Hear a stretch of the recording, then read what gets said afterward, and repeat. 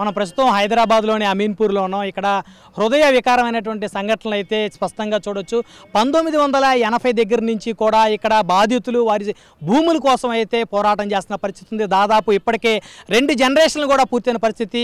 3వ జనరేషన్ సంబంధించినటువంటి వారు వారసులు ఎవరైతే ఉన్నారో వారు చాలామంది ఇక్కడ పోరాటం చేస్తున్నారు. అదేవిధంగా మొదటి 2 జనరేషన్ సంబంధించి వృద్ధులు కూడా ఇక్కడికి వచ్చి ఇంకా పోరాటం చేస్తున్నారు. 1980 ప్రాంతంలో ఇక్కడ అమీన్పూర్ సొసైటీకి సంబంధించి ఎవరైతే భూములు కొన్నారో ఆ భూములు మరి వారికి ఇప్పటికీ కూడా ఆ భూములకు సంబంధించి ఎంతోమంది కబ్జాదారులు ఈ భూముల మీద వారి ప్రతాపం చూపిస్తున్నారు. అదేవిధంగా హైకోర్టు తీర్పును కూడా ప్రభుత్వాలు అమలు చేయకుండా ఉన్నటువంటి పరిస్థితి అయితే ఇక్కడ నెలకొల్లని చెప్పేసి ఇక్కడ ఉన్నటువంటి బాధితులందరూ కూడా పెద్ద ఎత్తున ఉదయం నుంచి కూడా ఇక్కడ వీరందరూ కూడా దీక్ష కూడా చేస్తున్నటువంటి పరిస్థితి ఉంది. నడి ఎండలో మనమైతే చూడొచ్చు. ఇక్కడ నడి ఎండలో ఎంతోమంది మహిళలు అదేవిధంగా వృద్ధులు ఎంతోమంది ఇక్కడ పోరాటం చేస్తున్న పరిస్థితి ఉంది. వారి భూముల కోసం పోరాటం చేస్తున్నారు.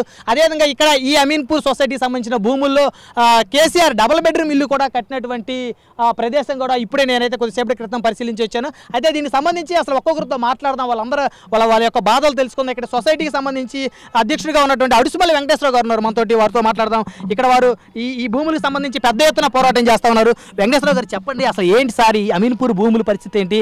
ఇంతమంది బాధితులు, ఇంతమంది మహిళలు, వృద్ధులు, అదేవిధంగా ఉదయం నుంచి కూడా మీరు పోరాటం చేస్తూ ఉన్నారు. పొద్దున్న నుంచి కూడా నడి ఎండ కూడా వదిలిపెట్టకుండా ఇక్కడి నుంచి వెళ్లకుండా ఉన్నారు, ప్రతిరోజు వస్తూ ఉన్నారని చెప్పేసి తెలిసింది. అయితే ఇంత జరుగుతున్నా కూడా ప్రభుత్వాలు స్పందించలేదు. అసలు ఈ భూముల యొక్క చరిత్ర ఏంటి? ఈ భూములు ఎప్పుడు కొన్నారు? ఈ భూములు మీకు కాకుండా చేస్తున్నటువంటి ఆ వ్యక్తులు ఎవరు, ఆ శక్తులు ఎవరు? బ్రహ్మనాయుడు గారు ప్రత్యేకంగా ప్రైమ్ నైన్ వారికి ధన్యవాదాలు తెలియజేస్తున్నాం. ఈ భూములు 1980లో industrial employees cooperative house building society అనేటువంటి ఒక సొసైటీ, అప్పటి అధ్యక్షుడు వాలా నారాయణరావు గారి ఆధ్వర్యంలో ఏర్పడిన ఈ సొసైటీ 1981 నుంచి లోకల్గా ఉండేటువంటి రైతుల దగ్గర నుంచి రిజిస్టర్ ద్వారా కొనుగోలు చేసినటువంటి ఈ భూముల్లో సుమారు 8,500 మంది సభ్యులుగా చేరినటువంటి మా అందరూ కూడా మా తల్లిదండ్రులు కొన్నారు. అప్పుడు 8,500 మంది సభ్యులుగా ఇక్కడ అందరూ కూడా ఇండివిజువల్ ప్లాట్స్ సుమారు 300 గజాల నుంచి మొదలుకొని 500 గజాలు కాక ఇండస్ట్రియల్ ఎంప్లాయీస్ అందరూ కూడా దీనిలో కొనుక్కోవడం జరిగింది.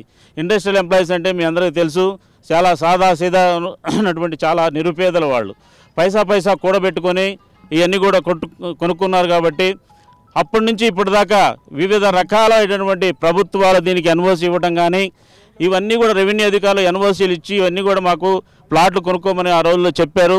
పంచాయతీ అనుమతులు కూడా దీనికి ఉన్నాయి. అందువల్ల వీళ్ళందరూ కూడా ప్రభుత్వాన్ని నమ్మికొన్నారు తప్ప ఇలా కావాలని ఎవరు కూడా ప్రభుత్వాన్ని మోసం చేయాలని కూర్చున్న వాళ్ళు ఎవరు లేరు. ఒకవేళ నారాయణరావు గారు తప్పు చేస్తే ఆ తప్పిదంలో అప్పటి జిల్లా కలెక్టరు, తహసీల్దార్లు, డిఆర్ఓలు వీళ్ళందరూ కూడా వాళ్లే శిక్షార్హులు తప్ప ఈ శిక్షను మా మీద తప్పు వాళ్ళు చేస్తే శిక్ష మా మీద వేయటం ఇదంతా కరెక్ట్ కాదు. మేమందరం కూడా అప్పటి నుంచి ఇప్పుడు దాకా న్యాయ పోరాటం చేస్తున్నాం. అప్పుడు చంద్రబాబు నాయుడు గారి ఆధ్వర్యంలో 1996లో దీని మీద ఒక ఎన్నేని సీతాదేవి గారి ఆధ్వర్యంలో ఒక కమిటీ వేసి ఆ కమిటీ ద్వారా నిజ నిర్ధారణ చేయాలని చెప్పి ఒక కమిటీ వేయడం జరిగింది. ఆ కమిటీలో అప్పటికే ఇవన్నీ కూడా పట్టా భూములుగా రికార్డులో నమోదై ఉన్నాయి. ప్రభుత్వ రెవెన్యూ రికార్డులు అన్నీ కూడా పట్టా భూములుగా ఉన్నటువంటి ఈ భూములు 96 నుంచి కూడా దీని రూపురేఖలన్నీ కూడా మారినాయి. ఎందువల్లంటే 1954కి వెళ్ళి దీని మీద కక్ష కట్టినట్టు అప్పుడున్నటువంటి దానిలో ఉన్నటువంటి గైరాన్ సర్కారు ఖారీజ్ ఖాతా అనే రికార్డులో ఉన్నటువంటి కూడా 96లో రికార్డుకి ఎక్కించి ఇమీడియట్లీగా ఎన్నేని సీతాదేవి కమిటీ ద్వారా ఈ నివేదిక కోరగా వచ్చేసి ఇక్కడ దీనిలో పట్టా భూములు, ఎక్స్ సర్వీస్ మెన్ భూములు, పొలిటికల్ సపరస్ ల్యాండ్తో పాటు పేదలకు సంబంధించినటువంటి కేటాయించేటువంటి అసైన్డ్ భూములు కూడా ఉన్నాయని చెప్పి కూడా నిర్ధారణ కమిటీలో తను 98లో ఒక నివేదిక ఇవ్వడం జరిగింది. అప్పటి నుంచి ఇప్పటిదాకా దాన్ని మేము వ్యతిరేకిస్తూ 2006లో మేము కోర్టుకు వెళ్ళడం జరిగింది. ఆ కోర్టు 2014లో తుది తీర్పు ఒక ఆర్డర్, దీంతో పాటు చాలా రకాల కేసులన్నీ కూడా బంచ్ ఆఫ్ కేసెస్ కూడా హైకోర్టులో మేమందరం కూడా అప్పీల్ చేయడం, దానికి సంబంధించినటువంటి ఆర్డర్ కూడా 2014లో వచ్చింది.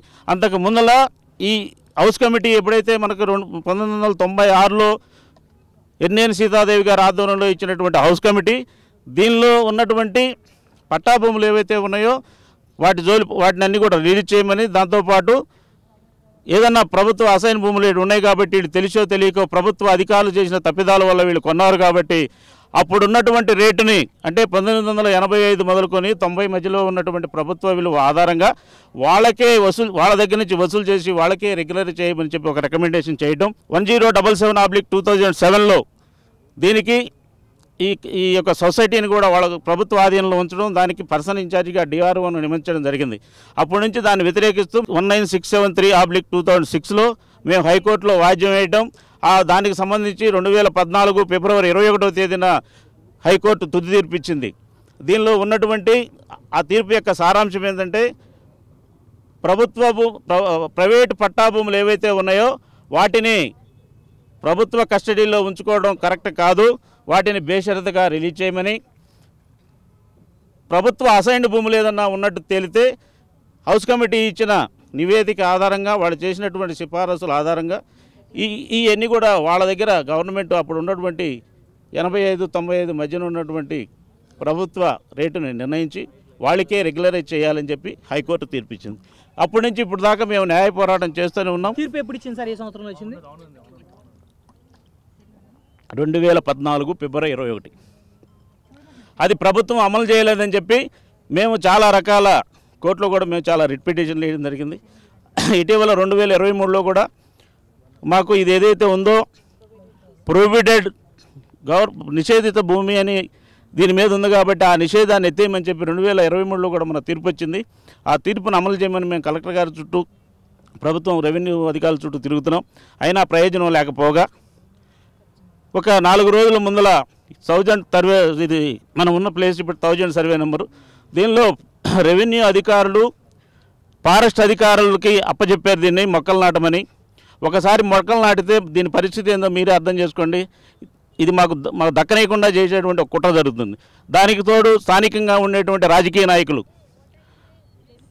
ఎప్పుడెప్పుడా అనేటువంటి కబ్జాలు చేయాలనే ప్రయత్నంలో స్థానిక చైర్మన్ కానీ మిగతా చోటా మోటా నాయకులందరూ కూడా ఈ భూమి మీదే గద్దల్లాగా వీటిని గద్దల్లాగా తన్నుకుపోయే పరిస్థితి ఉంది. కాబట్టి గౌరవ ముఖ్యమంత్రి గారికి మరియు రెవెన్యూ మంత్రివర్యులైనటువంటి శ్రీ పొంగులేటి శ్రీనివాసరెడ్డి గారికి, స్థానిక మంత్రివర్యులు ఇన్ఛార్జి మంత్రివర్యులైనటువంటి శ్రీ దామోదర రాజనరసింహ గారికి కూడా మేము అందరి తరఫున విన్నవిస్తున్నాం.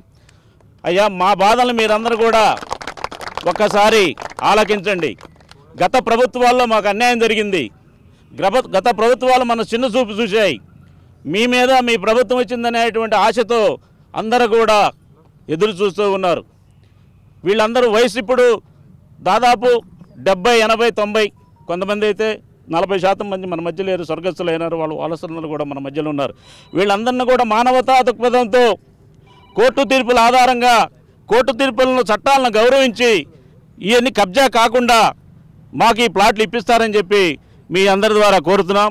అదేవిధంగా 990 నుంచి 999 వరకు గల సర్వే నంబర్లో కొంతమంది మేము గతంలో ఉన్నటువంటి అసైనీలమని వీళ్ళందరూ కూడా CCLA చుట్టూ తిరుగుతున్నారు, కలెక్టర్ గారు చుట్టూ తిరుగుతున్నారు. గౌరవనీయులైనటువంటి CCLA ప్రిన్సిపల్ సెక్రటరీ గారు నవీన్ మిట్టల్ గారికి కూడా మేము విన్నవిస్తున్నాం. స్థానిక సంగారెడ్డి కలెక్టర్ గారికి కూడా మేము విన్నవిస్తున్నాం.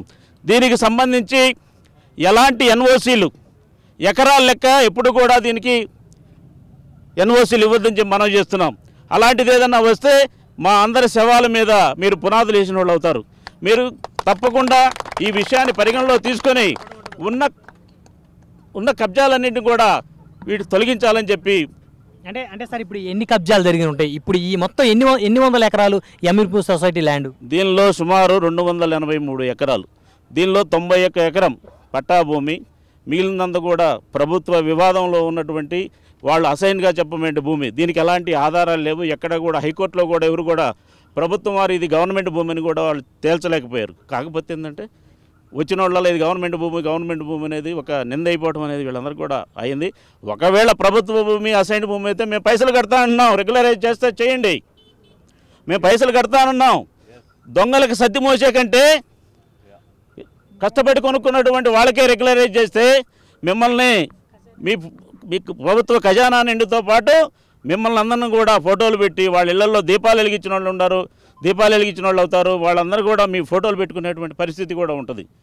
పట్టా భూములన్నీ కూడా KSR కుంచాల శ్రీనివాసరావు అనేటువంటి ఒక కబ్జాదారు, ఇక్కడ దాస్ అనేటువంటి ఒక పనికి మాలిన వ్యక్తి, వాడు 500 మంది జీవితాలను నాశనం చేసినందుకు వాడికి ఎకరా పారితోషికంగా ఇచ్చారు సర్వే నంబర్ 1001లో. వాడికి ఆ ఎకరా ఎక్కడి నుంచి వచ్చిందో తేల్చాలి. దీని మీద నిజాధికారి కమిటీ వేయండి. దీనిలో కమిటీ ద్వారా ఈ భూములన్నీ కూడా ఎందుకు కబ్జా అని, ఎవరు కబ్జా చేశారు, దీని వెనక ఎంత పెద్దవారున్నా శిక్షించాలని చెప్పి గౌరవ ముఖ్యమంత్రి గారిని నేను కోరుతున్నాను.